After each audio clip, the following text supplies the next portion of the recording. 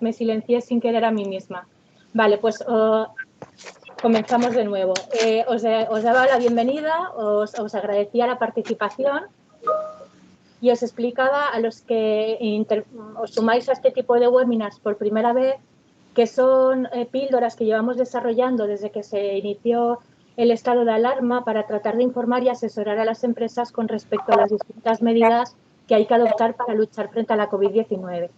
A finales de diciembre ya hicimos un webinar dedicado a la ventilación y a la renovación del aire y dado que se quedaron muchas cosas sin resolver y que sigue habiendo confusión y bastantes cuestiones que aclarar al respecto, decidimos hacer esta segunda sesión para seguir profundizando en la materia. Para ello contamos de nuevo con la colaboración de Prevencontrol y de Madisa, y también con el apoyo de el IBASAL, el Instituto Balear de Seguridad y Salud Laboral. Prevencontrol es una consultoría especializada en seguridad y salud laboral que colabora con nosotros desde hace muchísimos años en proyectos de prevención, y hoy nos acompaña Cristina González, que es consultora senior y especialista en higiene industrial. Junto a ella, también como colaborador de Prevencontrol, va a participar Alberto Jiménez, que es ingeniero industrial y el jefe del departamento técnico de Baxi Calefacción. Y una vez más nos acompañan también Daniel Benito y Miguel Cruz, que son el gerente y el director comercial respectivamente de Madisa. Madisa también es una empresa con la que este año, a finales del 2020, firmamos un acuerdo de colaboración para ofrecer a las empresas asociadas determinadas ventajas comerciales en la adquisición de los medidores de CO2 y los purificadores de aire. Y también para contar con ellos a la hora de asesorar o de aclarar cualquier consulta que podáis tener las empresas en esta materia. Esta sesión, además, se enmarca dentro del programa de salud laboral que estamos desarrollando este año con la colaboración del Instituto Balear de Seguridad y Salud Laboral, el IBASAL. Y hoy nos acompaña también el director del IBASAL, Rubén Castro, a quien cederé en primer lugar la palabra. Después iremos presentando a cada uno de los ponentes, más o menos cada uno hará una intervención de unos 15 minutos, intentando responder a todas esas preguntas que ya nos habéis hecho llegar, y si surgieran nuevas dudas tendréis oportunidad en el tiempo que reservaremos al final para también coloquio. Os decía al principio que os dejo los micros silenciados, pero en el tiempo de coloquio, si alguien quiere intervenir, puede activarlo sin problema y preguntar. Y si no, también podéis utilizar el chat de la aplicación. Por mi parte, nada más daros las gracias a todos. Espero que me estéis escuchando bien. Y por mi parte, ya como os digo, le cedo la palabra a Rubén Castro. Rubén, cuando quieras. ¿Se escucha? Vale, gracias, Mavia. Bueno, vale, buenos días. En primer lugar, y como siempre, desear que todas y que todos estéis en buenas condiciones de salud, tanto vosotros como familiares. A pesar también de que sea hoy día 19 de enero, desear que hayáis tenido unas buenas fiestas, tranquilas, supongo, pero con la salud que todos deseamos ahora. Y, por supuesto, agradecer, como no, a CAEP y también en particular a la persona de Mavia la predisposición siempre a trabajar de forma conjunta con el IBASAL, a colaborar y a tener siempre esa mano tendida, ¿no?, para trabajar en un objetivo común, que es mejorar al final que hago, mejorar la vida de las personas trabajadoras de nuestras islas. Y quiero poner en valor, y sobre todo en estos momentos, ¿no?, quizás de tensión social, donde ya llevamos 11 meses de crisis, la situación sanitaria es compleja en estos momentos, también se suma una situación, supongo que económica y laboral compleja para muchas empresas.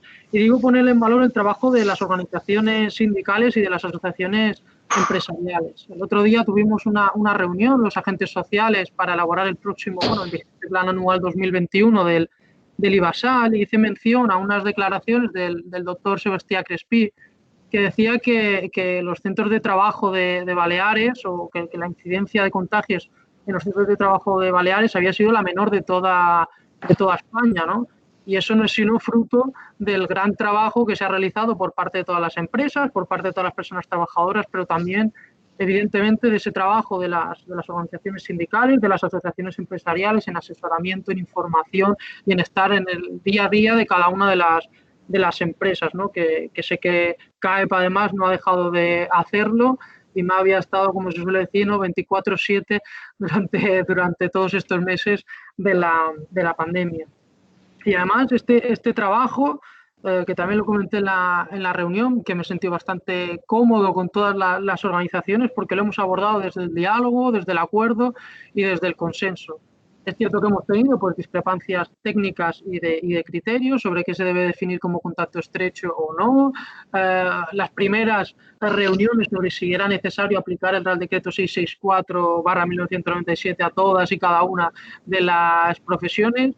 Pero bueno, al final eran unos diálogos, unos debates que tenían un objetivo común y que siempre situamos en el centro a las personas trabajadoras, ¿no? El objetivo fundamental era proteger la salud de las personas trabajadoras y, por tanto, y también proteger así la salud pública de nuestras islas.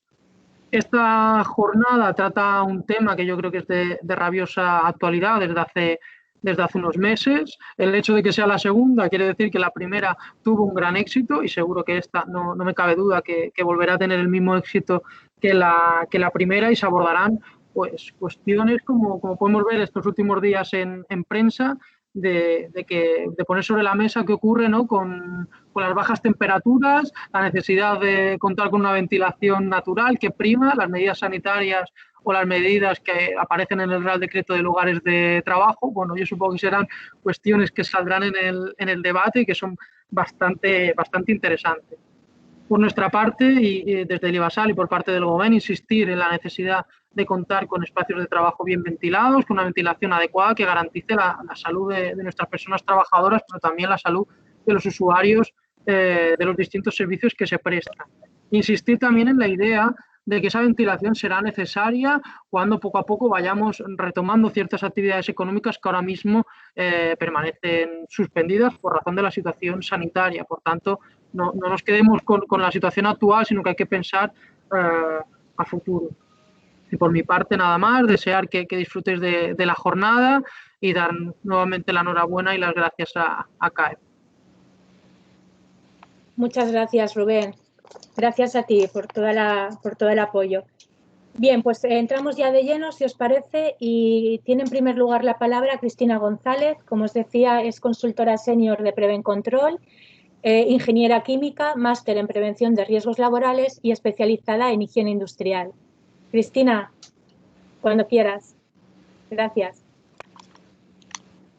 Buenos días, Mavia, buenos días a todos. Voy a compartir pantalla, a ver si podemos. Bien, ¿lo estáis viendo? Sí, correcto. Sí, ¿verdad? Muy bien. Pues, bueno, primero de todo, agradecer a CAE, como siempre, la organización de estas jornadas y que podamos colaborar en ellas. Pues creo que en el momento actual pues, es muy útil para las empresas poder recibir pues, toda la información posible sobre estos temas. Vale, y también agradeceros a todos los que os habéis inscrito. Muchos de vosotros pues, ya estuvisteis en la sesión que hicimos en diciembre. Y bueno, vamos a intentar resolver todas aquellas dudas que quedaron pendientes. ¿De acuerdo? Entonces, bien, hoy lo que nos vamos a centrar son en las recomendaciones de operación y mantenimiento de los sistemas de climatización y ventilación. ¿Vale? En diciembre lo que hicimos fue una primera...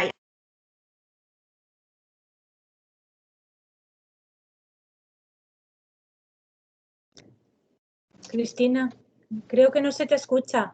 No. Se ha cerrado el micro sin querer. ¿Ahora? Sí. ¿Ahora me escucháis? No sé dónde me he quedado. Bueno, al final. Te he avisado enseguida. Vale, perfecto. Bueno, pues lo que os decía, nos vamos a centrar en estas recomendaciones. En diciembre vimos la primera parte de cómo se transmitía el virus por aerosoles y la importancia que tenía la ventilación para minimizar esta transmisión. Y vimos las recomendaciones, pero de manera muy general. Hoy vamos a entrar en cada una de ellas, son 17 recomendaciones y esperamos poder resolver las dudas que había. ¿De acuerdo? Recordar que estos documentos los podéis consultar desde la web del Ministerio de Sanidad y también podéis encontrar información en la web de ATECIR, que es la Asociación Técnica Española de Climatización y Refrigeración. Bien, pues bueno, por mi parte, solo que vimos.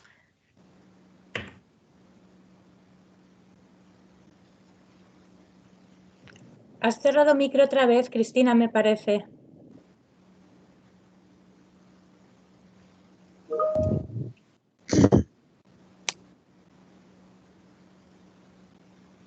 Cristina, no te escuchamos.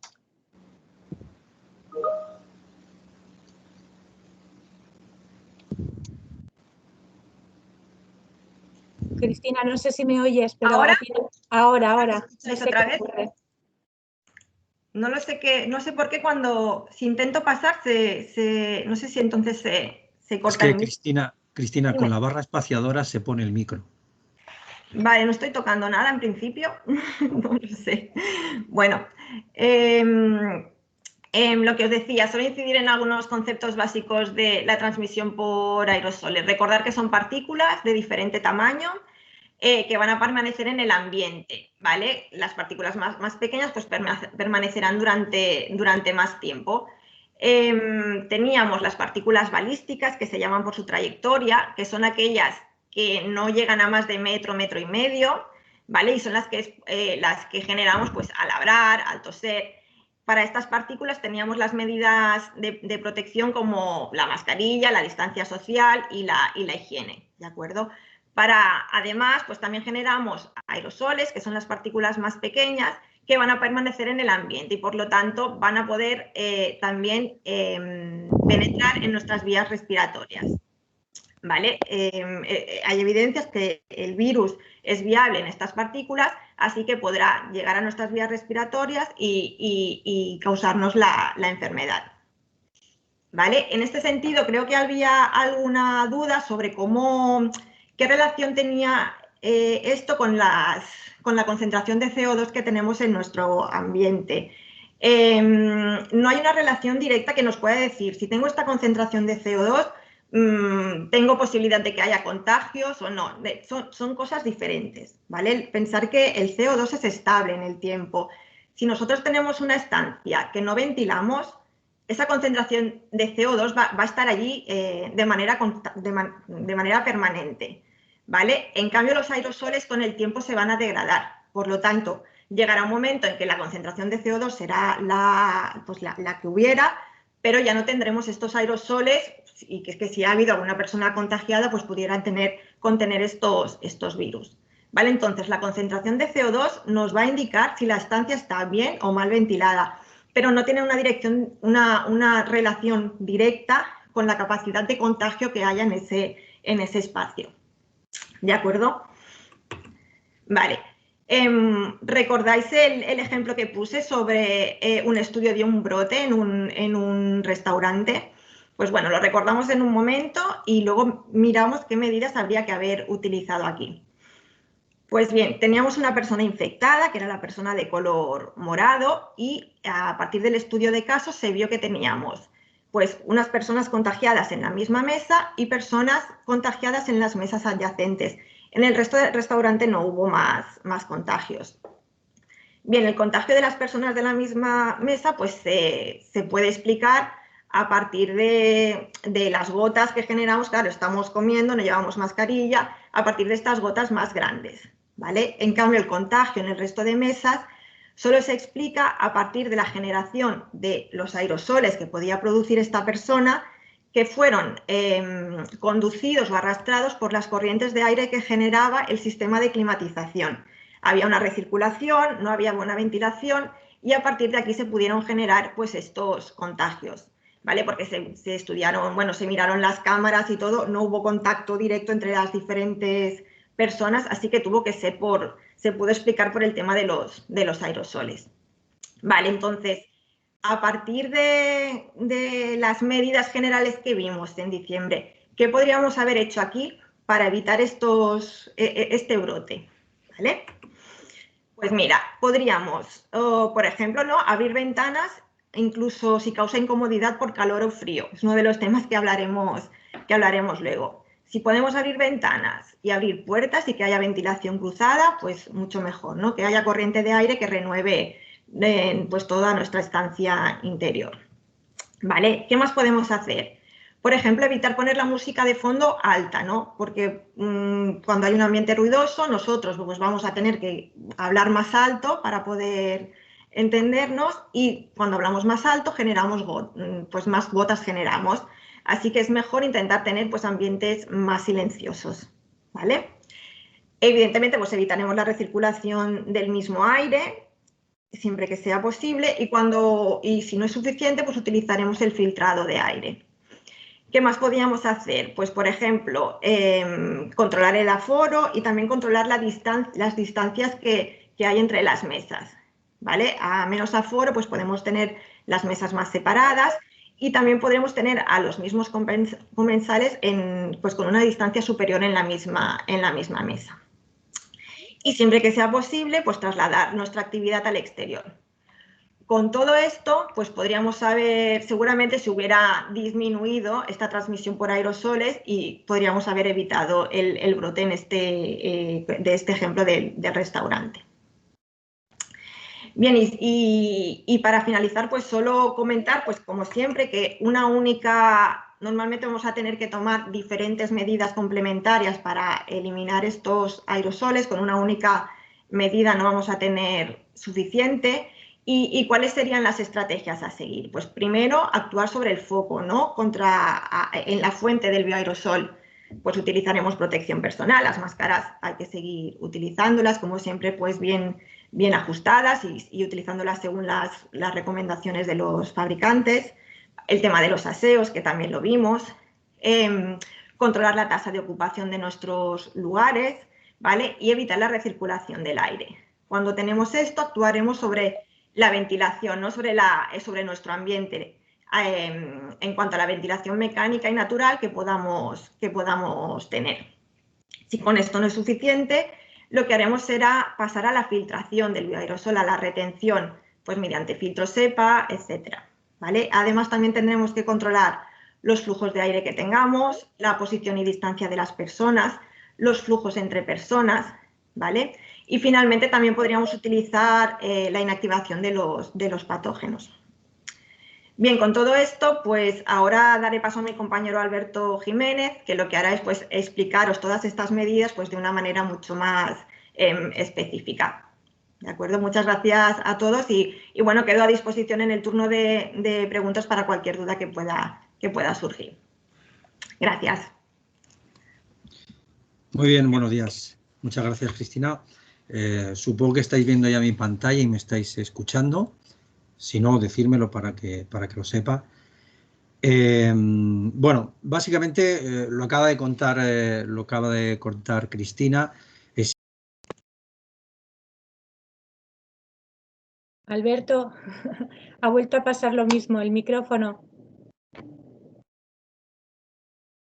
Estamos finos los tres hoy. Ahora sí, gracias. Entonces no sé por qué se quita. Bueno, avisarme si se vuelve a quitar. A ver, voy a poner la presentación. La presentación sí que la veis, ¿no? Sí. Vale.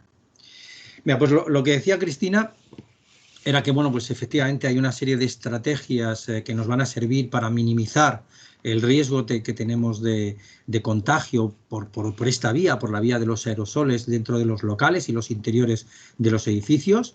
Es muy importante que tengáis en cuenta de que el riesgo cero no existe, es decir, nunca hay que dar una falsa sensación de impunidad o de seguridad completa porque no la hay. ¿De acuerdo? Es decir, el riesgo cero, repito y lo repetiré 1000 veces, no existe.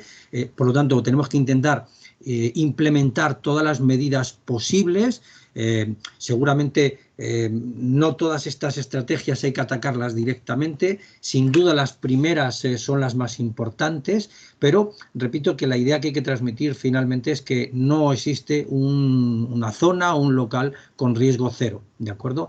Como bien ha dicho Cristina, seguramente la estrategia o las dos estrategias más importantes son las dos primeras. La primera es controlar la fuente de estos bioaerosoles, utilizar las mascarillas en interiores todo el tiempo que se pueda, controlar los aerosoles que se producen en los inodoros, en los aseos, poniendo carteles de que hay que cerrar las tapas de los inodoros antes de tirarla de las cisternas, limitar la tasa de ocupación, el número de personas que hay dentro de los locales e intentar que el aire que pudiera estar contaminado o que pudiera estar con virus en un determinado local, pues pase a otro local. Lo ideal sería que todo el aire que haya en una determinada zona, pues o bien se ventile y se vaya directamente al exterior, o lo hagamos pasar a través de un sistema de filtración para que cualquier virus que pudiera haber en ese aire, bueno, pues se quede en ese filtro y no pase a otro local o a otra habitación. Luego, la estrategia número 2, que es de la que hablaremos mucho tiempo, es el tema de la ventilación. Está claro que es imprescindible, o la mejor manera de hacer que el aire del interior de los locales sea un aire seguro es intentar diluir los posibles aerosoles con el virus o los posibles virus que puedan contener, diluirlo en todo lo que se pueda con aire del exterior. El aire del exterior en principio es un aire libre de virus y por lo tanto ya sea o bien con los sistemas de ventilación mecánica, si es que dispone de ellos el local, o bien con la ventilación natural, es decir, abriendo ventanas y puertas, tenemos que intentar que el aire del interior de los locales se sustituya o se diluya con aire del exterior. Y ya, si esto no lo podemos hacer, pues entonces intentaremos el resto de estrategias, o bien con filtrados, o bien, bueno, controlando el transporte de los bioaerosoles dentro del edificio, o bien intentando algún sistema de higiene, de equipos germinicidas o de inactivación de estos elementos, ¿vale? Como bien ha dicho Cristina, en la página web del Ministerio de Sanidad y en la del IDAE y también en la página web de ATECIR vais a encontrar este documento de recomendaciones que redactó ATECIR junto con otras asociaciones del sector y que hizo suyo tanto el Ministerio de Sanidad como el propio IDAE y el Ministerio de Industria. Es un documento que está a vuestra disposición y básicamente en ese documento se explican pues 17 recomendaciones para actuar sobre las instalaciones de climatización para intentar, repito, minimizar lo máximo posible y reducir todo lo que se pueda el riesgo de posible contagio por aerosoles en el interior de edificios. La primera recomendación es sin duda la más importante y es ventilar. Es decir, hay que intentar aumentar la ventilación a un ritmo de 12,5 litros por segundo y por ocupante, ¿de acuerdo? Es importante tener en cuenta esto, es decir, tenemos que aumentar la renovación de aire cuantas más personas haya dentro del local. Por lo tanto, una manera que podemos tener, si no somos capaces de ventilar lo suficiente en un local, pues una cosa que podemos hacer es reducir el número de personas que hay en ese local, ¿vale? Porque la ventilación no es por el tamaño del local, no es por el volumen de la habitación ni del edificio o del local del que estemos hablando, sino que la renovación de aire hay que hacerla dependiendo de la cantidad de personas, porque no hay que olvidar que son las personas las que generan estos aerosoles. Es decir, o aumentamos el caudal de ventilación o reducimos el número de personas que hay en esas personas. Para que os hagáis una idea, esta calidad del aire sería equiparable a un IDA 2, que es una calidad del aire que el Reglamento de Instalaciones Térmicas cataloga como aire de buena calidad, que normalmente es una catalogación de calidad de aire interior que se dejaba, o que se deja para aquellos locales donde las personas van a permanecer durante mucho tiempo, es decir, oficinas, colegios, salas de lecturas, museos, ¿de acuerdo? Para que os hagáis una idea, un IDA 3, que sería una calidad de aire inferior, pues es la que habitualmente tenemos en edificios comerciales, cines, teatros, restaurantes, es decir, en esos sitios donde nuestra permanencia en el interior del local pues está mucho más limitadas, ¿vale? La recomendación número 2 es una recomendación obvia, pero que muchas veces no se tiene en cuenta. Es decir, podemos tener un sistema de ventilación forzada dentro de nuestro edificio, pero hay que verificar que está funcionando correctamente. Por desgracia, en nuestro país, muchas veces las instalaciones de climatización y de ventilación en general no tienen buenos mantenimientos.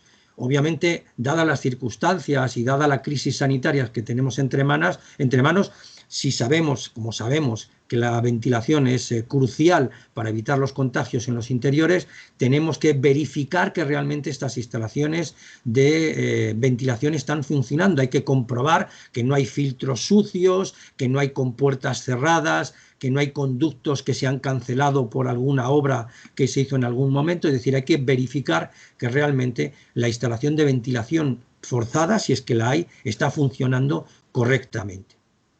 Estos sistemas de ventilación forzada, que normalmente son sistemas con ventiladores, extractores y conductos por todo el edificio, muchas veces tienen sistemas de control basados en sondas de medición de CO2 en ambiente y otras partículas u otros contaminantes en el aire. Bueno, pues normalmente este es un buen sistema para controlar y para determinar cuánta ventilación se hace en ese edificio, pero dadas las circunstancias que ahora lo que prima es la seguridad sanitaria y lo que prima es evitar el contagio por este virus, lo que tenemos que hacer es eliminar esos controles y básicamente poner a máxima velocidad todos los sistemas de ventilación. Es más, es recomendable que 2 horas antes de abrir o de iniciar la actividad en ese edificio y 2 horas después de haber terminado la actividad, habría que mantener esa ventilación al máximo. Incluso cuando el edificio está desocupado, es decir, los fines de semana o cuando no se trabaje o por las noches, hay que seguir manteniendo un pequeño caudal de ventilación que puede no ser más del 25% del caudal nominal que habitualmente tenemos, pero que bueno, va a evitar que esos aerosoles se posen en superficies y que después, por el contacto directo de las manos y de la mano luego a la boca, puedan suponer otro riesgo de contagio. Por lo tanto, hay que aumentar el número de horas, al fin y al cabo, el número de horas y la intensidad de la ventilación de todos los edificios. Hay edificios, que es de lo que habla esta recomendación número 4, hay edificios que tienen sistemas de ventilación que están incorporados, o mejor dicho, sistemas de climatización que están incorporados en el propio sistema de ventilación. Es decir, tenemos unas entradas y salidas de aire en cada una de las habitaciones por las que se va renovando el aire con el aire exterior, pero que también, bueno, pues sirve ese caudal de aire para calentar o para refrigerar, calentar en invierno y refrigerar en verano los locales de ese edificio.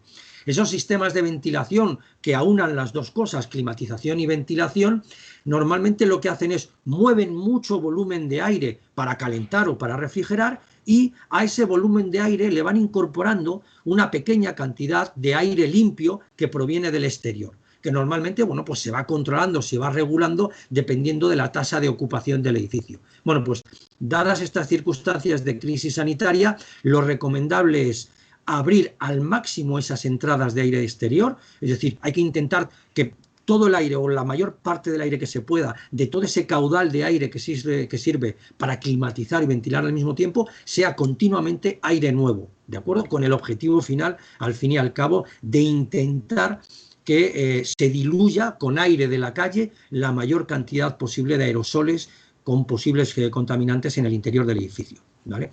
Sabéis también, seguramente, si no sois expertos en este tema, igual no lo sabéis, pero seguramente os sonará mucho. Ahora, en los últimos años, se están instalando en estos sistemas de ventilación unos equipos que se denominan recuperadores de calor. Estos equipos de recuperación de calor básicamente sirven para que no se pierda tanta energía cuando ventilamos los edificios. Al fin y al cabo, cuando en invierno, como ahora en plena ola de frío, ventilamos un edificio, lo que estamos haciendo es meter aire fresco, aire limpio, pero es aire frío. Eso nos va a obligar a calentar todavía más y gastar más energía o más combustible en calefacción. Estos sistemas de recuperación de calor básicamente lo que hacen es utilizan el aire caliente y sucio que tiramos a la calle, lo utilizan para calentar el aire nuevo y fresco y muy frío que puede entrar de la calle, ¿de acuerdo? Y de esa manera estamos renovando el aire del interior del edificio, pero no estamos perdiendo tanta energía en calefacción, porque con el aire que sacamos fuera de la calle, pues que sacamos fuera a la calle, recuperamos la energía en forma de calor o de frío en verano del aire fresco que entramos dentro del edificio. El problema de estos sistemas de recuperación de calor, que funcionan muy bien, es que hay un punto en el cual estos dos flujos de aire, el aire sucio que se va a la calle y el aire limpio que entra dentro del edificio, pues se cruzan.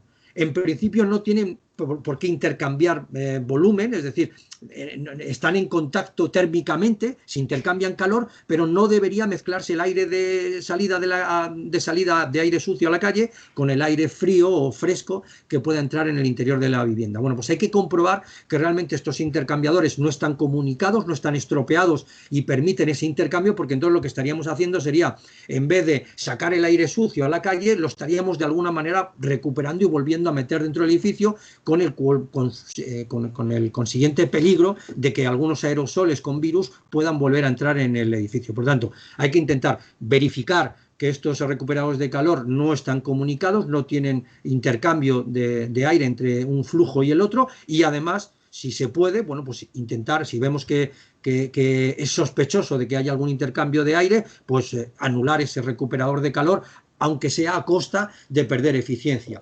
Veis que muchas de las cosas que os estoy diciendo van del lado de la seguridad sanitaria, pero van en contra de la eficiencia energética de la que hemos hablado durante muchos años. Bueno, ahora no toca la eficiencia, no toca recuperar energía. Ahora, por desgracia, vamos a gastar mucha energía, seguramente de más, en calentar y en enfriar nuestros edificios, pero los vamos a ventilar mucho precisamente para estar del lado de la seguridad sanitaria, que es lo que más nos interesa durante estos meses. Otro tema importante, que es la recomendación número 6, el tema de la extracción de los aseos. Es decir, ya sabemos que un posible foco de estos aerosoles son los inodoros en los cuartos de baño. Entonces, hay que poner carteles en los inodoros donde se indique a los usuarios de que cuando hagan cualquier cosa en el inodoro y tiren de la cadena, tiren de la cisterna, tienen que bajar la tapa antes de tirar la cisterna, para que esa nube, esa nebulosa, esa pulverización de agua que puede contener aerosoles con virus, pues no se introduzca, no vaya dentro del edificio. Hay que poner los extractores de los cuartos de baño las 24 horas al día, los 7 días de la semana, es decir, siempre encendido y siempre extrayendo aire. Y, muy importante, si hay ventanas en los cuartos de baño, hay que cerrarlas, ¿de acuerdo? ¿Por qué no las abrimos? Porque si las abrimos, corremos el riesgo de que el aire haga que esos aerosoles se metan dentro del propio edificio, y no queremos que los aerosoles, esas pulverizaciones con posibles virus, puedan entrar dentro del edificio. Por tanto, las ventanas de los cuartos de baño cerradas, en cambio los extractores encendidos todos los días a máxima potencia para que puedan extraer todos estos aerosoles que se produzcan, ¿vale? Y bueno, la pregunta que muchos de vosotros habéis hecho, bueno, ¿y qué hacemos en aquellos edificios donde no tenemos sistemas de ventilación forzada? Es decir, donde no tenemos nada de lo que nos acabas de contar. Bueno, pues aquí obviamente hay que acudir a la ventilación natural, es decir, abrir puertas y ventanas. Y la pregunta más recurrente es, ¿y qué puertas y ventanas tengo que abrir? Bueno, en principio hay que generar una corriente de aire que cruce toda la sala y que meta el aire frío por un lado y que saque el aire sucio por otro lado directamente, ¿vale? Aquí tenéis un diagrama que explica muy bien qué es lo mejor y qué es lo peor. Es decir, la peor situación que tenemos, que obviamente la tendremos que utilizar si no tenemos otra, es cuando tenemos solamente una abertura, una puerta o una ventana en el local. Obviamente por esa puerta o por esa ventana vamos a meter el aire, pero también lo vamos a sacar. No es la situación más recomendable porque va a haber muchas zonas, sobre todo en el fondo del local, es decir, la parte más alejada de esa puerta o de esa ventana, donde el aire no se va a renovar. Y por tanto aquí, en estas zonas, se pueden acumular esos aerosoles y por lo tanto puede ser no una situación demasiado segura. Lo ideal es tener más de una abertura para que por un sitio entre el aire y por el otro salga, ¿de acuerdo? Y barra completamente el local. Si esas dos aberturas están en paredes, en paredes diferentes, pues mejor que mejor, porque el aire cruzará la sala mucho más fácilmente. Si esas ventanas están en lados opuestos, pues todavía mejor, porque así cruzaremos completamente, el aire cruzará toda la sala y arrastrará todos los posibles aerosoles que pueda haber. Y ya la mejor situación sería en paredes opuestas tener varias entradas de aire y varias salidas en la pared completamente opuesta. Muchos de vosotros me diréis, hombre, pero no siempre tenemos esta situación. Ya, obviamente nos tendremos que quedar con lo que tengamos, pero bueno, en todo caso tenemos que ser conscientes de lo que estamos haciendo, ¿vale? ¿Y cómo vamos a saber si estamos ventilando correctamente o no estamos ventilando correctamente? Y aquí vienen ya pues, los famosos medidores de CO2, que como muy bien ha dicho Cristina antes, estos medidores de CO2 no nos dicen ni cuánto virus hay en el ambiente, ni qué peligro estamos corriendo en ese momento. Es decir, podemos tener una sala con una cantidad de CO2 muy alta y no tiene por qué ser necesariamente una sala donde nos vamos a contagiar sí o sí del virus, porque todo dependerá si hay una persona contagiada que está produciendo estos aerosoles, ¿de acuerdo? En realidad, el medidor de CO2 lo único que nos dice es cuánto estamos ventilando nuestra habitación, ¿de acuerdo? Es decir, si estamos ventilando mucho o no estamos ventilando mucho.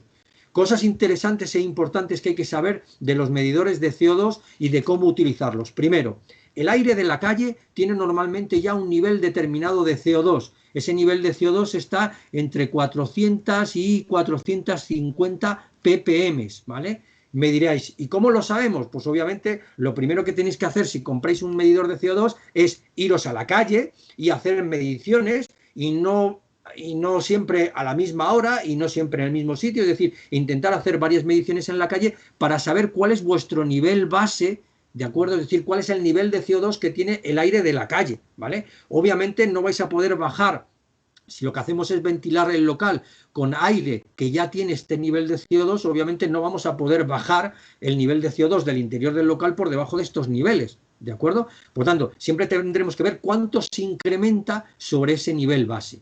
Y se va a incrementar más, pues dependiendo de lo que hemos dicho, del número de personas y de la tasa de ventilación, es decir, de cuánto aire limpio de la calle estemos aportando en cada momento, ¿de acuerdo? Entonces, lo ideal que es, bueno, pues suponiendo, dependiendo obviamente de la superficie que tengamos en el local y del número de personas por cada metro cuadrado, la idea es estar entre un incremento que no vaya más allá jamás de los 500 ppm de CO2, ¿vale?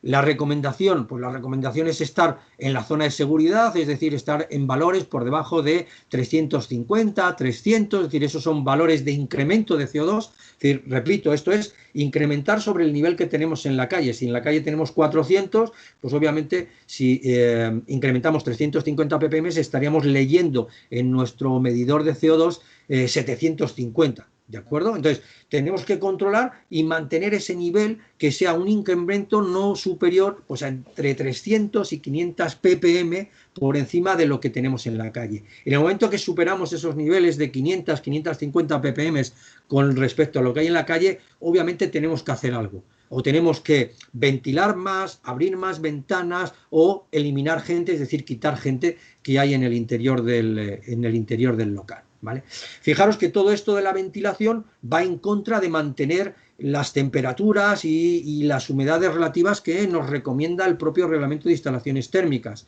Mucha gente al principio de la pandemia decía, bueno, pues igual lo recomendable es aumentar mucho la calefacción para que con una temperatura ambiente muy alta el virus se muera. Bueno, no, ya se ha demostrado que no funciona, es decir, las temperaturas que tendríamos que tener para intentar desactivar o inactivar el virus son temperaturas por encima de 30 grados, que son temperaturas obviamente a las cuales las personas no podríamos estar a gusto, no podríamos estar confortables en el interior de los edificios. Por lo tanto, lo que hay que hacer es mantener las consignas de temperatura que teníamos, tanto consignas de temperatura como consignas de humedad relativa. ¿De acuerdo? Es decir, no tenemos que cambiar nada de esto, tenemos que intentar, además nos vamos a dar cuenta que al ventilar mucho, va a ser más difícil mantener las temperaturas que teníamos porque vamos a llevar al límite nuestras instalaciones de calefacción y de refrigeración, precisamente porque estamos haciendo estamos introduciendo dentro del edificio mucha cantidad de aire de la calle, pues que en invierno estará muy frío y en verano estará muy caliente, ¿vale? Si tenemos unidades terminales como pueden ser radiadores, fan coils, máquinas de expansión directa de aire acondicionado, ¿qué es lo que tenemos que hacer? Pues lo ideal es que no estén continuamente arrancando y parando, ¿vale? Lo ideal es, sobre todo cuando estamos utilizando el local, es mantener una velocidad continua y bajita, lo más bajita posible, por aquello de no remover el aire demasiado y no hacer que el aerosol de una determinada zona de la habitación vaya o se traslade a otra zona más alejada donde hay otra persona y se pueda, propagar el virus y aumentar el contagio. Entonces, hay que intentar mantenerlos continuamente encendidos y a la menor velocidad posible que podamos, ¿vale? Y cuando no ventilamos lo suficiente, cuando no tenemos esa capacidad, es decir, cuando no tenemos sistema de ventilación forzado en nuestra instalación, hemos comprobado que con la ventilación natural, con nuestro medidor de CO2, no somos capaces de controlar y de tener esa ventilación que estamos recomendando, entonces, ¿qué es lo que podemos hacer? Bueno, pues entonces lo que podemos hacer es filtrar, es decir, de alguna manera hacer pasar ese aire que tenemos dentro de la sala por un filtro que sea capaz de retener esas pequeñas gotas de saliva y de mucosidades que son las que pueden contener el virus. Esos filtros son filtros que obviamente tienen que ser es decir, que tienen que filtrar partículas muy pequeñas. Estos son los famosos filtros EPA, ¿de acuerdo? Es decir, de ultra alta eficiencia, es decir, filtros que capturan partículas muy pequeñas. Si tenemos un sistema de ventilación centralizado, es decir, un sistema de ventilación mecánica, estos sistemas ya normalmente tienen filtros. Bueno, pues tenemos que hablar con nuestro mantenedor, con nuestro profesional de referencia, para ver si podemos sustituir ese filtro por un filtro EPA, ¿de acuerdo? Pero cuidado, no todos los sistemas de ventilación van a ser capaces de admitir un filtro EPA, porque claro, cuidado, igual conseguimos, poniendo un filtro EPA, conseguimos el efecto contrario que queremos. Es decir, este sistema de ventilación nos va a ayudar a diluir la cantidad de aerosoles que tenemos en el interior de la vivienda o del edificio. Si ponemos un filtro EPA que, digamos, está obstruyendo el paso del aire y hace que ese ventilador no tenga la fuerza suficiente para renovar esas cantidades, esos 12,5 litros por segundo y por persona que hemos dicho, el aire del interior del edificio, pues en realidad lo que estamos haciendo con el filtro EPA es estropear la situación, es decir, hacerla más arriesgada. Entonces, ahora en esa situación no merecería la pena poner un filtro EPA, es preferible tener mayor ventilación, la ventilación que estamos recomendando, y no, digamos, penalizar la ventilación por culpa de tener un filtro EPA, ¿de acuerdo? Es decir, por lo tanto, hay que poner un filtro EPA si la instalación puede admitirlo. Y si no tenemos un sistema de circulación forzada, no tenemos esos sistemas de ventilación, pues podemos acudir a sistemas de filtración y de purificación portátiles, ¿de acuerdo? Es decir, unos aparatitos, unos ventiladores que hacen pasar el aire del interior del local y lo hacen pasar por estos filtros o incluso por elementos desinfectantes que pueden purificar, es decir, que pueden desactivar al virus, y bueno, pues puede ser una alternativa si no conseguimos una ventilación adecuada dentro de ese local.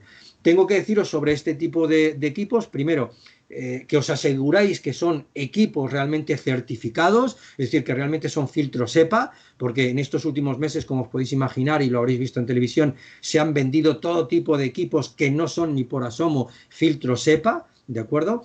Tienen que ser filtros EPA realmente certificados. Si son sistemas de desinfección, pues tienen que ser sistemas de desinfección que realmente no sean perjudiciales para la salud.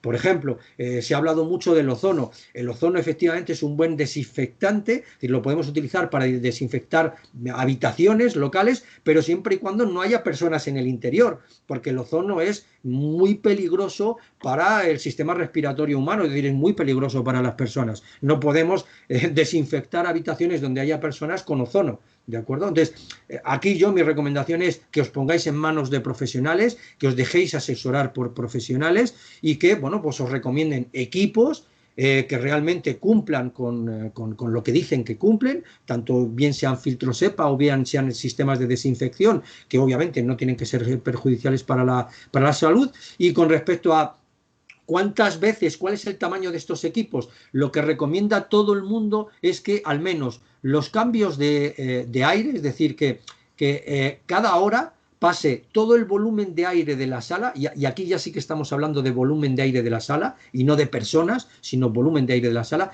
Lo recomendable es que todo el aire de la sala pase 5 veces cada hora por estos elementos filtrantes o desinfectantes, ¿de acuerdo? Es decir, 5 cambios de aire por hora. Y luego, pues las últimas recomendaciones son un poco de perogrullo, pero que es importante mantenerlas y recomendarlas y recordarlas. La recomendación número 12, como vamos a tener mucho tiempo parados, muchos locales, muchos negocios, muchos edificios, justamente antes de reabrirlos habría que hacer un buen mantenimiento, limpieza de filtros y comprobar que todo está bien y ventilar todo antes, obviamente, de que el edificio sea ocupado.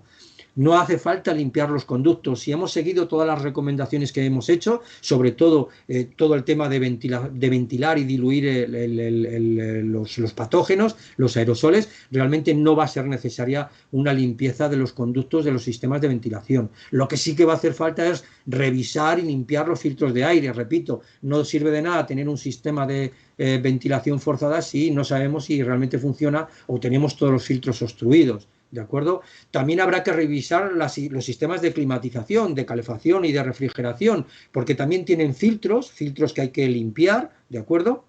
Y porque además, como los vamos a forzar por culpa de tener estos niveles de ventilación tan altos, pues lo más recomendable es que estén al 100% de prestaciones y de funcionamiento y de eficiencia para que funcionen lo mejor posible y gasten lo menos posible. Claro, todas estas medidas de mantenimiento, de limpieza que tienen que hacer técnicos especializados, lo tienen que hacer obviamente con la mayor higiene y con las medidas de protección más altas, porque van a tocar elementos, filtros y materiales por los cuales ha pasado mucho aire y son susceptibles de contener posibles aerosoles que tengan virus, ¿de acuerdo? Y por último ya la recomendación número 17 es qué pasa si hemos tenido un contagio y sabemos que hemos tenido un contagio en ese determinado local. Bueno, pues aquí se os indica qué es lo que hay que hacer, que básicamente pues una ventilación antes de que entre nadie pues de al menos 4 horas y que luego bueno pues vaya un batallón de limpieza y de mantenimiento pues a limpiar todas las superficies, a limpiar todos los filtros, a todas las unidades interiores y para bueno pues hacer una limpieza, una desinfección general a la sala antes de volver a abrir el local por culpa de que sabemos a ciencia cierta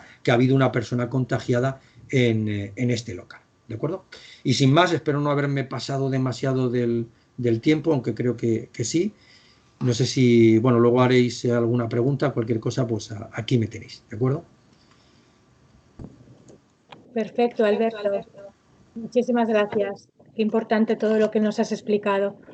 Pues damos paso ya a la intervención de Daniel Benito y de Miguel Cruz, que como os decía son el gerente y el director comercial de la empresa Madisa, que pues os pueden proveer de este tipo de medidores de CO2 de los que estamos hablando y de los purificadores de aire cuando sean necesarios. Él también nos aclarará algunas de las principales consultas que suele haber con respecto a estos equipos. Daniel, Miguel, cuando queráis. Muchas gracias. Buenos días a todos y bueno, pues agradecer de nuevo la participación en el webinar. Estoy aquí junto a Daniel, aunque no se ve, está escondido. Y bueno, pues tras la brillante exposición de los compañeros de Prevé Control y bueno, de Alberto. Miguel, perdóname, es que no sé si sois vosotros o si es Alberto, pero hay una pantalla compartida que hace que nos podamos ver correctamente. Sí, perdón. Lo pongo, lo quito. Vale, gracias. Pero, ¿me habéis oído? Sí, perfecto, bien, ¿no? Gracias. Vale, nada, decía que, bueno, que ha sido, bueno, una brillante exposición la que ha hecho Alberto y, bueno, y Cristina de Prevé Control. Han abordado todos los temas fundamentales y, bueno, nosotros entramos ahí en esa exposición, pues, como empresa y expertos en soluciones para mitigar el impacto del COVID, como puedan ser los medidores de CO2 y los purificadores de aire. En esa de las recomendaciones que hacía, pues bueno, pues nosotros somos una empresa especializada y que podemos asesorar, y además es lo primero que hacemos, asesorar a nuestros clientes en función de estos parámetros. Y sobre todo, pues apoyándonos en lo que comentaba también Alberto, en el documento de instalaciones térmicas en edificios, y dependiendo de esta clasificación, pues lo primero que hay que hacer es ver dónde nos encontramos, en qué nivel de IDA pues nos afecta. Y bueno, principalmente hay dos niveles, que serían el 2 y el 3, donde se centra en las oficinas, colegios, hoteles, restauración y gimnasios, que principalmente son los afectados. Somos afectados todos, pero bueno, son los que ahora están más afectados, y en este sentido pues contamos con soluciones específicas para combatir el COVID.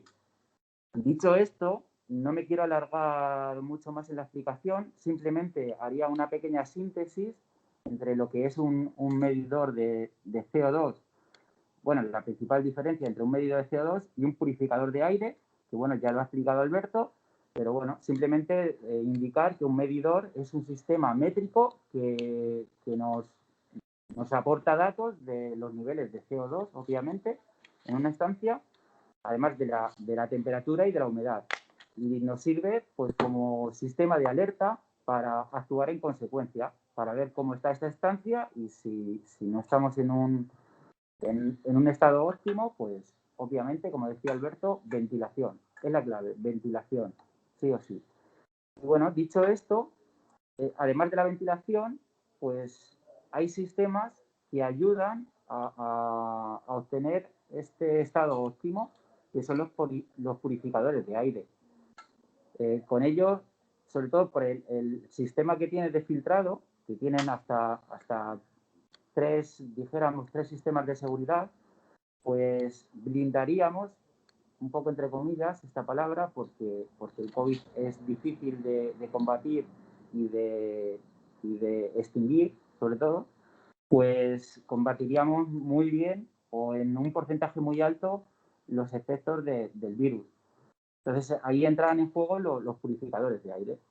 Son sistemas, bueno, sobre todo lo que nosotros estamos manejando, son sistemas que filtran el aire que procede del exterior, también haciendo apelación nuevamente, de nuevo al documento de instalaciones térmicas en edificios, y bueno, dependiendo del caudal que debe entrar en esta ventilación, pues dan una serie de coberturas, y sobre todo en los niveles que he mencionado antes, el 2 y el 3, que afectaría a oficinas, colegios, hoteles, restauración en general y hostelería y gimnasios, pues ofrecen también esa cobertura, porque bueno, llegan a cubrir una superficie de 45 metros cúbicos, con lo cual pues estaríamos cubiertos, ¿vale?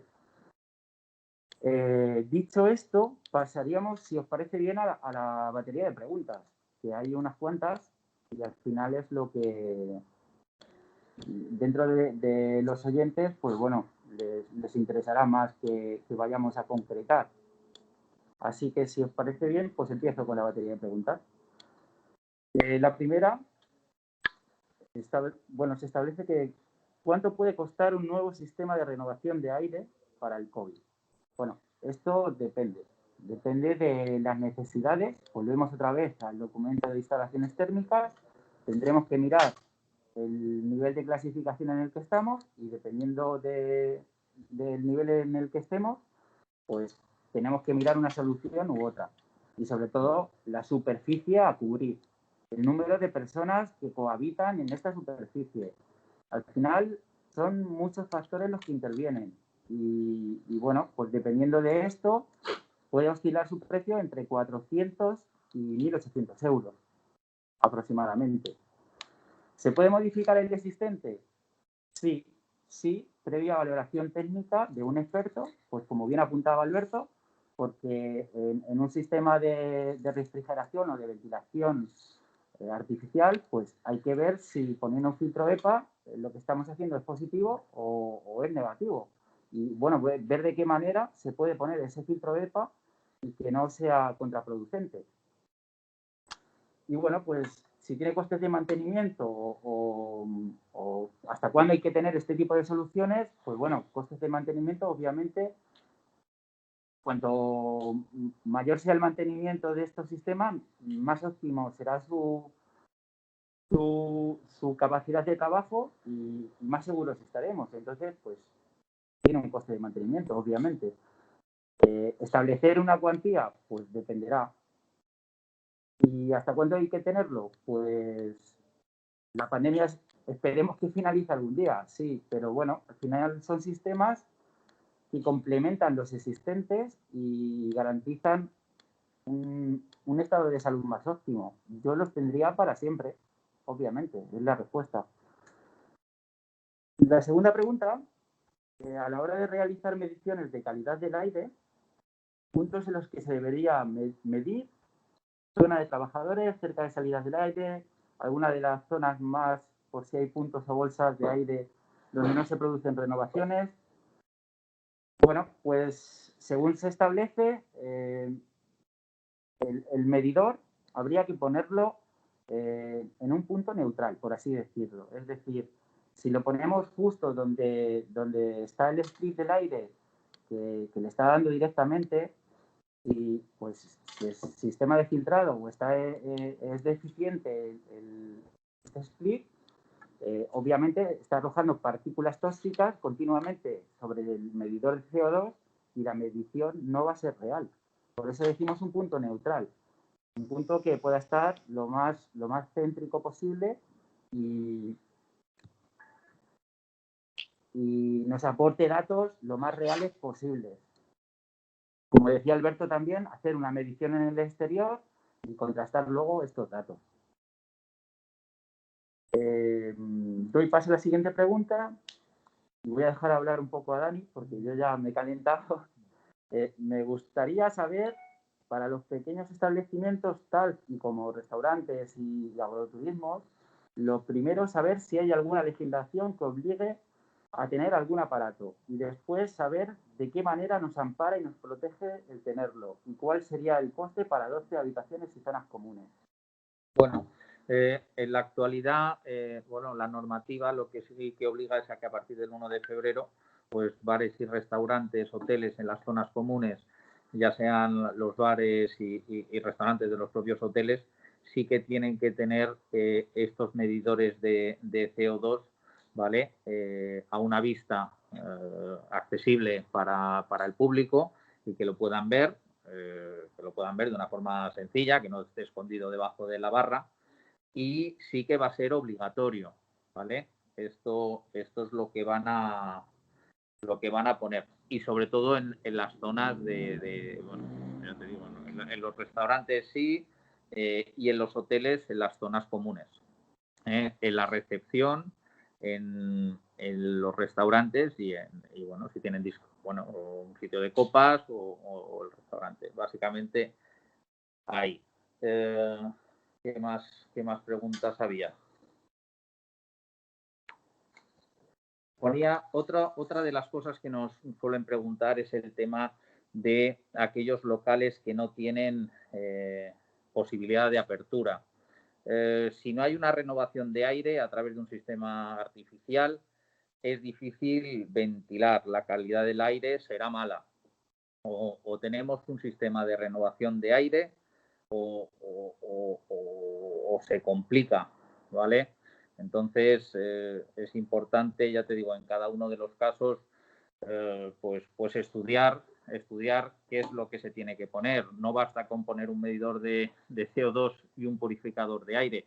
A lo mejor hay que ponerse en manos de un profesional y ver un sistema de aire acondicionado pues que renueve, un sistema inverter o un sistema de doble flujo, pues que dé una mayor calidad de aire. Eso es lo que hay que ver. A ver, más preguntas. Otro de los temas que nos preguntaban era lo que ha comentado un poquito Miguel, era el tema de los mantenimientos para los purificadores de aire. Hay purificadores que llevan los filtros que, bueno, tienen un mantenimiento, evidentemente, que están en torno a los 6 meses. Son unos filtros muy finos que dejan pasar pues partículas, o sea, atrapan prácticamente todas las partículas, pero como ha dicho Alberto, el 99,9, ningún filtro que haya en el mercado actualmente te asegura el 100% de seguridad. Eso es importante, ¿vale? No existe. Y nosotros trabajamos con grandes marcas de ventilación y demás, y te lo dicen, no existe, no hay. Entonces, lo importante de estos... A ver, perdón. ¿De qué hablábamos ahora? Perdón.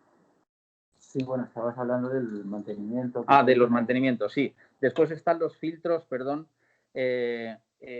unos que son unos filtros mecánicos, que simplemente es como un filtro como pueda ser un colador, ¿vale? Y entonces todo lo que son las partículas se van depositando allí. Cada 6 meses eso hay que limpiarlo, pues hay que cambiar ese filtro. Ese cambio de filtro es muy delicado. Se tiene que hacer pues con mascarilla, con guantes, en una bolsa cerrada, y bueno, cambiarlo cada 6 meses. Pero hay otros filtros que lo que hace es desintegrar esas partículas a través de plasma, a través de electricidad. Lo que hace es desintegrar prácticamente todas esas partículas. Son filtros que a lo mejor el mantenimiento es una vez cada 6 años, 8 años, 10 años, ¿vale? Son filtros más potentes, son más caros, pero bueno, necesitan menos mantenimiento. Eso hay que tenerlo en cuenta. A lo mejor el dispositivo es un poquito más caro, pero bueno, después el mantenimiento es menor, pero evidentemente hay que tenerlo.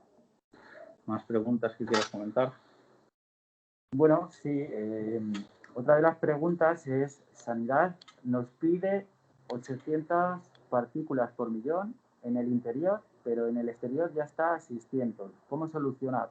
Bueno, estos datos, en base a lo que ha comentado Alberto, y bueno, yo estoy totalmente de acuerdo con él, en el exterior no es que haya 600, tampoco se puede determinar la cifra exacta de lo que hay en el exterior, pero como apuntaba Alberto, está entre 350 y 450, puede estar. Influyen también, vuelvo a que influyen muchos factores, no solo es el nivel de CO2, sino la contaminación que pueda producir un coche. Si es un lugar de mucho tránsito de coches, pues ya tienes una contaminación y un nivel de polución bastante alto. Pero bueno, vamos a cifrarlo en 400 por establecer un parámetro medio. Sí, Sanidad indica que a partir de 800 en el interior, pues ya estamos en una situación de alerta. Bueno, los medidores de CO2 de los que estamos hablando que hacen este tipo de medición y, como decía anteriormente, nos tienen que servir del sistema de alerta para actuar en consecuencia, ya sea a través, bueno, la ventilación es fundamental y, bueno, complementarlo con purificadores de aire para al final garantizar un espacio saludable. Otra de las preguntas nos indica, ¿no os parece que antes de instalar un purificador de aire en bares y restaurantes sería mejor realizar un estudio de ventilación y a partir de este ver qué medidas son las más adecuadas? Bueno, es lo que he dicho al principio, nosotros es lo primero que hacemos, es hacer un estudio de las instalaciones de nuestros clientes y en base a esto, pues apuntamos por una solución o por otra. ¿Hay obligatoriedad en Madrid de colocar detectores de CO2 en los centros de trabajo? Bueno, al final esto es competencia de cada comunidad autónoma. Nosotros, obviamente, nos ajustamos a las medidas que se han establecido desde el Gobierno en Baleares. En Madrid desconozco si se están llevando a cabo medidas de este tipo. Creo que no, pero no lo sé. Según el Reglamento de Instalaciones Térmicas de Edificios, RITE, en función del uso del edificio o local y de la calidad del aire interior, IDA, los valores de concentración de CO2 del aire en el interior del local sobre el exterior que no deben superar. Es decir, la medición dentro del local le tendríamos que restar la medición del exterior. ¿Es así? Bueno, no, hay unos niveles, como se ha mencionado ya por parte de Alberto y yo también lo he comentado, que bueno, que se estiman que son los óptimos. Tiene que haber una entrada de un caudal mínimo y en base a este, pues la superficie a cubrir. Simplemente es consultar el documento de instalaciones térmicas, que bueno, podríamos pasar el resumen y bueno, diferenciando estos niveles IGA que se establecen y en base a esto que lo tengan más claro. Pero ya está establecido. Luego, el nivel de CO2 debe ser no más de 500 partículas por millón por encima del medio en el exterior o a partir de 800 partículas por millón es malo. Bueno, esto es parecido a la pregunta anterior. Pues el mínimo, por así decirlo, se establece en 400, que es el que puede haber en el exterior, o 350. En el interior, unas condiciones óptimas puede estar a partir de esa cifra hasta 900, por así decirlo, y a partir de ahí entramos en el estado de alerta. Ya superando las 900 partículas por millón, nos está indicando que el aire está contaminado y habría que ventilar. Miguel. Los calefactores que constan de resistencia y ventilador están recomendados. Pues esto es una pregunta un poco más dirigida a no sé, sistemas eléctricos. No sé, es como preguntar si es más conveniente la calefacción de radiadores o térmico, de radiadores de aceite o de agua. No sé. La de resistencia, pues al final no emite aire. La de ventilador, al emitir aire, pues bueno, hay que tener en cuenta lo que se ha comentado en todo el webinar, que debe ser un sistema que tenga un adecuado proceso de mantenimiento, que todos sus filtros estén correctamente y a partir de ahí, pues el sistema de ventilación, si es a través de split o de cualquier una consola, tipo aire acondicionado de doble funcionalidad, pues tener en cuenta estas cosas. Miguel, ¿Sí? Miguel, lo que os parece es que nos quedan 20 minutos y veo Vale. que en el chat hay muchísimas preguntas. ¿Qué os parece si pasamos a las preguntas que están planteando los participantes en el chat? Sí, y si luego da tiempo continuamos con las que habíamos recibido previamente. Sí, o si quieres hacer la selección de las que veas más importantes, pero es que me gustaría que pudiéramos responder a lo que se nos está preguntando en el chat. Vale, sí, si os parece bien damos paso a lo que nos están preguntando en el chat porque hay muchas preguntas que ya se han contestado antes. Vale, pues yo si queréis, Cristina y Alberto se suman al coloquio. Si queréis comenzamos con las últimas, que son quizás las que tienen que ver con lo que estás comentando, Miguel, sobre medidores purificadores, y luego pasamos a las preguntas que se habían formulado durante la intervención de Alberto. De todas formas, Alberto, a estas últimas preguntas, si tú también quieres contestar, sentiros libres, por favor. Pues os voy diciendo, si queréis. A ver, vamos a empezar, es que hay muchísimas. Vamos a empezar. Bueno, las voy a decir todas, seguramente alguna ya se haya contestado, pero así incidimos un poquito en la respuesta y aclaramos. Carolina pregunta, ¿se han de cambiar los filtros del purificador? ¿Cómo funciona? ¿Pueden estar infectados? ¿Cómo se tratarían? Bueno, esto es una de las cosas que se comentan en las recomendaciones del Ministerio, y es que en todas las labores de mantenimiento y de limpieza de los sistemas de ventilación y climatización hay que tomar medidas extremas en cuanto a EPIs, es decir, medidas de protección personal, porque obviamente la persona que vaya a hacer el mantenimiento y vaya a tocar esos filtros tiene que tener mucho cuidado porque esos filtros pueden ser susceptibles de tener virus. Entonces hay que obviamente manipularlo totalmente protegido, hay que meterlo en una bolsa hermética y obviamente llevarlo a un lugar adecuado para su recuperación, porque es material que puede contener virus y por lo tanto puede estar contaminado. Es decir, hay que tener mucha precaución. Es decir, no vale que el dueño del local vaya y con las manos desnudas quite el filtro y ponga uno nuevo. Eso no vale. ¿De acuerdo? Es decir, hay que tener mucha precaución con ese tipo de mantenimientos. Pero, Alberto, ¿podría ser el propio dueño del local o alguien de la empresa utilizando los EPIs necesarios o tiene que ser un técnico?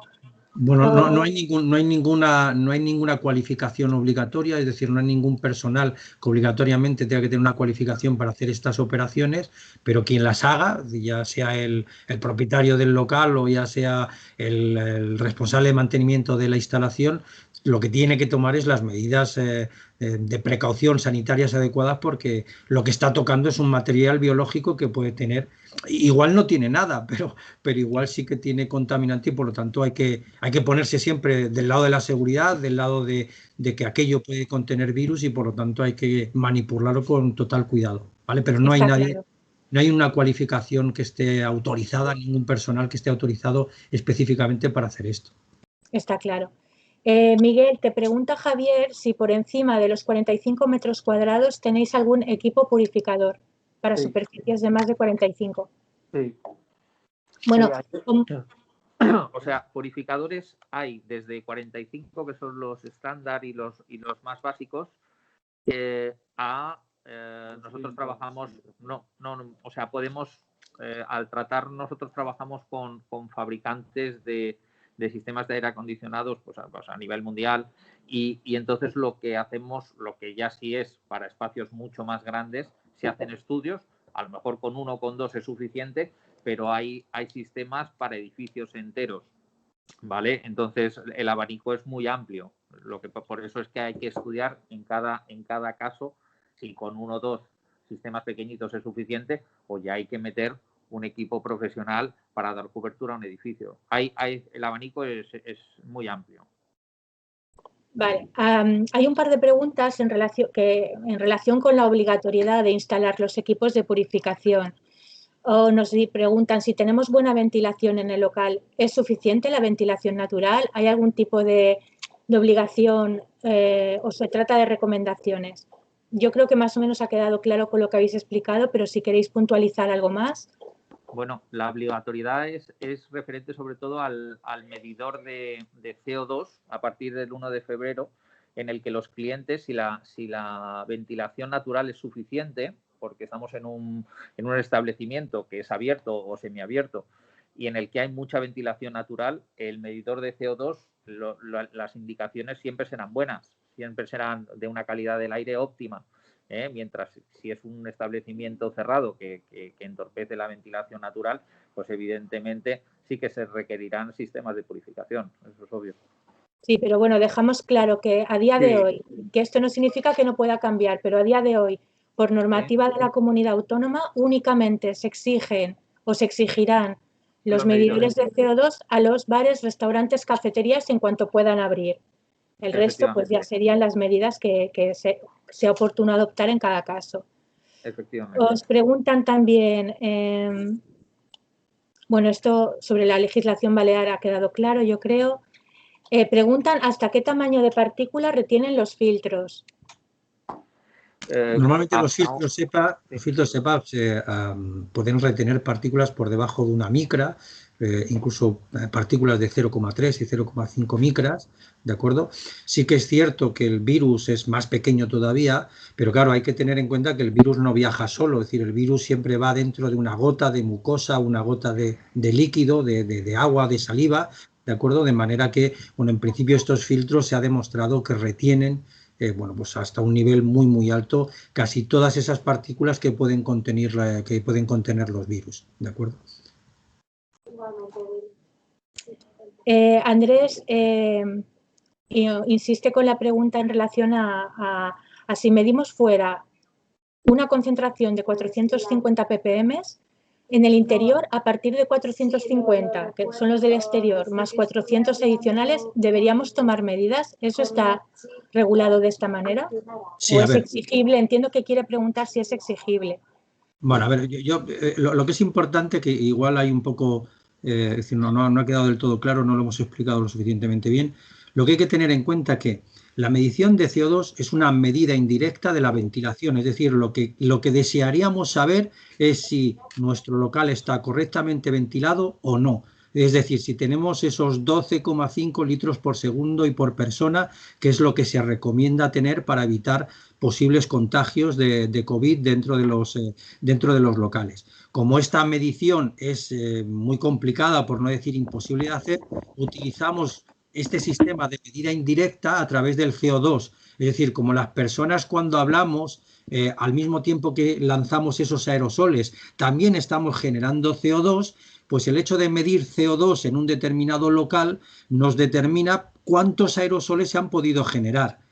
Al mismo tiempo, como estamos ventilando con aire de la calle, si ventilamos mucho aire del interior, es decir, ese aire con aerosoles lo ventilamos con aire que proviene de la calle, si mantenemos esos niveles de CO2 lo suficientemente bajo, eso significa que estamos aportando la suficiente cantidad de aire de la calle para mantener esos niveles de CO2 bajos. ¿De acuerdo? Por lo tanto, la medida del medidor de CO2 no es tanto para determinar si ese aire es peligroso, es contagioso o no lo es, sino es única y exclusivamente para saber si estamos ventilando mucho o poco. Y entonces, para saber si el nivel de CO2 nos está diciendo si ventilamos mucho o poco, tenemos que tener en cuenta el nivel de CO2 que ya tenemos de base en la calle, en nuestro edificio, en nuestra ubicación, que eso obviamente no se puede saber porque en cada sitio la proporción de CO2 es diferente, como bien han dicho antes, dependiendo de la contaminación que haya en la zona, de si hay carreteras cerca o hay carreteras lejos, pues obviamente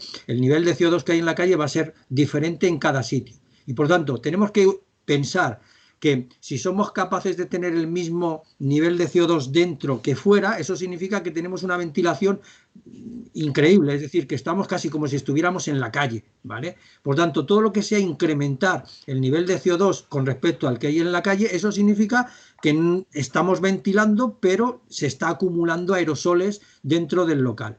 ¿Hasta qué punto podría ser peligroso? Bueno, pues aquí hay un margen, que nadie piense que hay una barrera a partir de la cual se es peligroso y una barrera por debajo de la cual el aire no tiene ningún peligro. No existe como tal.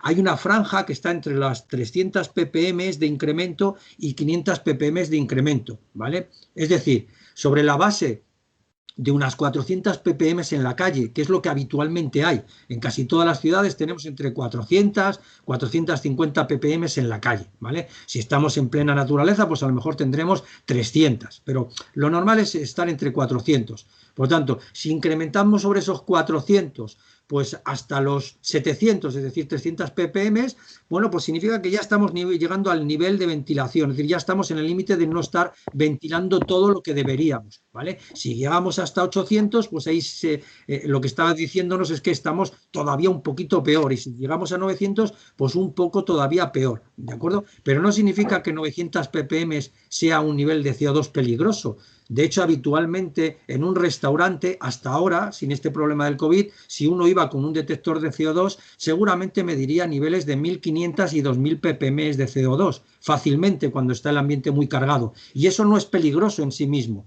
Eso lo único que dice es pues, que es un local poco ventilado. Y ahora, por el COVID, lo que queremos es locales muy ventilados. Y por lo tanto, tenemos que estar en ese umbral de entre 800, 900, 700 ppm. Es decir, tampoco hay que obsesionarse exageradamente con la cifra. Lo que tenemos que ver es cómo está nuestro local cuando está vacío, que ahí por poca ventilación que tengamos será una ventilación grande, y cuando va incorporándose gente y va estando allí, va permaneciendo mucho tiempo, ver cómo evoluciona el nivel de CO2. Si vemos que se dispara, pues obviamente tendremos que hacer algo, o ventilar más, o eliminar gente, o quitar gente de allí del interior del local. ¿De acuerdo? Sí, un apunte en esto es lo que comentaba Alberto, que las recomendaciones de 800, 1000 ppm en total serían para la ventilación, pero para que, por ejemplo, el CO2 sea peligroso, el valor límite que nos da la normativa para 8 horas de trabajo está en 5000 ppm. ¿De acuerdo? Entonces, no hay problema por tener... si estuviéramos en una situación normal antes de pandemia, no habría problema por tener valores de 1000, 1500, ¿vale? Sería eso. Mavia, sí. Me gustaría completar la pregunta que has hecho antes, que ha lanzado sobre la obligatoriedad de los medidores y los purificadores. Puesto que la ley es muy difusa, He rescatado unas publicaciones, unas declaraciones del conseller de Modelo Económico, Turismo y Trabajo, Lago Negueruela, que cito textualmente, por si esto puede arrojar luz, ¿vale? Los medidores de CO2 comprobarán si la ventilación es suficiente. Como bien estamos apuntando todo.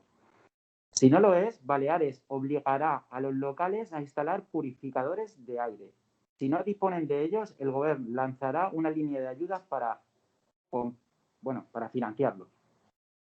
No sé si Sí, esto puede pero arrojar... en estos momentos, por BOIP, no está obligado la instalación de los purificadores, por BOIP. Por eso decía yo que no quiere decir que más adelante pueda cambiar, pero si nos atenemos a lo que hay ahora mismo por normativa balear, la exigencia solo es para los medidores de CO2. Por normativa son los medidores, correcto. Y entraría en vigor a partir del 1 de febrero. Vale, si os parece... Bueno, con respecto a lo que comentabais ahora, es que justo ayer salió una noticia en prensa y también se lo comenté a Miguel, que a nosotros nos había pasado, ¿no? Justamente era un colegio que habían hecho la prueba de poner 3 medidores de CO2 uno al lado del otro. Y los 3 daban una cantidad de ppm diferente. No había grandísimas diferencias, estaban todos dentro de lo que sería un margen aceptable, pero era curioso que estando ubicados uno al lado del otro, la medición no fuese la misma. A nosotros nos pasó justamente lo mismo haciendo pruebas con los nuestros. Me gustaría saber a qué puede ser debido esto. Si es que... Porque esto al final genera una cierta sensación de inseguridad sobre, ¿cómo decirlo?, sobre si esos medidores están bien, son fiables, ¿no? O realmente proporcionan un dato fiable. A nivel técnico, Mavia, existen diferentes tecnologías para medir la concentración de CO2. Siempre hacer mediciones de partículas o de elementos o componentes en un gas es algo bastante complejo. Los equipos de alta calidad y alta precisión que están certificados con gases de muestra en laboratorio normalmente suelen ser equipos muy caros y que además no viene al caso porque en realidad volvemos otra vez a la misma discusión de antes. Es que entre 800 y 850 o 900 ppm a mí realmente, es decir, mi sensación va a ser siempre la misma, es decir, estamos en el límite.